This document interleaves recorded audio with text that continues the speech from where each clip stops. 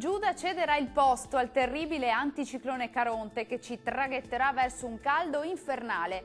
Tanto sole e afa in aumento sulle nostre regioni. Sul Veneto sole prevalente su tutti i settori e soltanto qualche nube alta su quelli centro-settentrionali. Caldo rovente con temperature massime tra i 31 e i 38 gradi fino a punte di 39 gradi tra Ovest Veneziano e Rodigino, valori minimi intorno ai 20-24 gradi circa.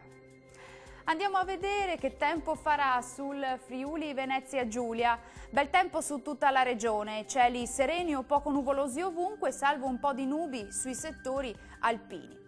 Temperature massime molto calde attese tra i 31 e i 34 gradi, valori minimi previsti sui 22-23 gradi circa.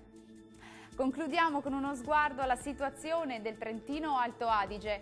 Tanto sole e bel tempo anche qui, da evidenziare soltanto poche nubi alte e innocue sull'Alto Adige e sul nord-est trentino. Caldo intenso con temperature massime tra i 36 e i 38 gradi, minime tra 18 e 21 gradi circa.